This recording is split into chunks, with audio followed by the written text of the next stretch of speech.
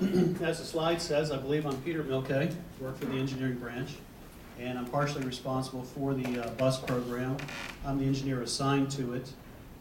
I'm the creator of the 300 series, and as Denise mentioned, we have some new buses for this year, so I'm going to go over as many as I can, as quickly as I can, and give you a couple of factoids, some things you may have heard me say in the past, and maybe some new stuff. Hopefully we can get through this and you'll actually be a little bit smarter about your bus purchases.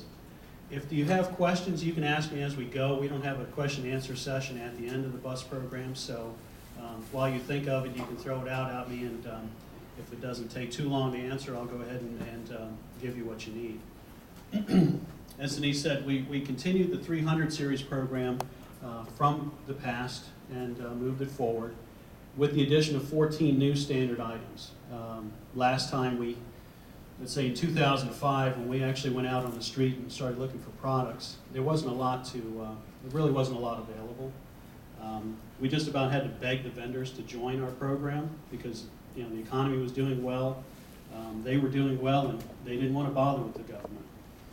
Fast forward to 2010, the economy isn't doing so well, their business isn't doing so well, and now they were beating in our doors to participate in the program.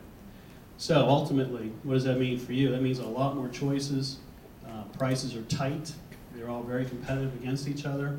They have cut everything they possibly can to come in at the lowest possible price. So overall, you're going to get some pretty good bargains out of the deal. The said 300 series has now 38 different types of buses listed under it.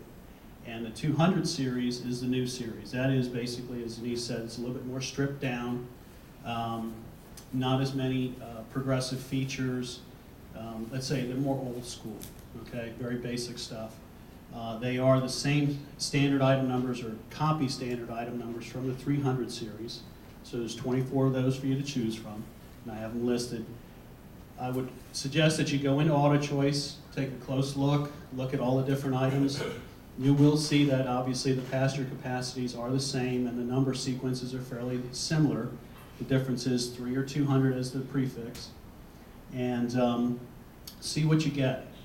Take a close look. We've added a lot more minimums to make it as clear as possible so you don't have to go leafing through pages of text to find the information, although that text is available for you also in the comment collector. So in total we have now 62 standard item numbers and 141 buses to choose from. That's a lot. Hopefully you can find what you need in that. If you can't find what you need, we can still do some special purchases, but I can pretty much assure you, you will find what you're looking for. Again, go into auto choice, look at the minimums, look at the options for each of the items. Now, I said that we had an awful lot of new vendors come in. It is up to the vendors to actually come up with their collisions. The collisions are how those options interface with each other, whether something needs to be added, two things don't work together, and so forth. That's up to the vendor to do. That's not us in the background. So that logic is up to them to actually input. So, okay, there's lots of room for error. The incumbents did a pretty good job of doing that. The new folks didn't do so well.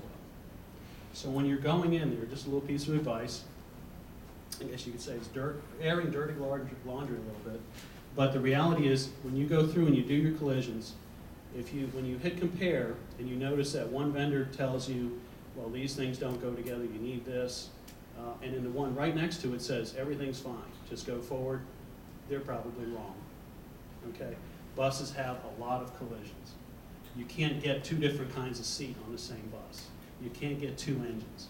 You can't get two of a lot of anything. So you need to pay attention to it. If it looks confusing, if you don't understand it, call us, call myself, call the help staff, or call the vendor. At the end of this slide presentation, I have a list of all of the current vendors and their POCs. So you can go on, I believe we're going to offer the presentations at the end. You can go on the web, download them. So you'll have all the contact names and numbers. Feel free to call them, get the information straight, and then place your orders. So again, you can use us, you can use them, whatever you need to do to make it work for you.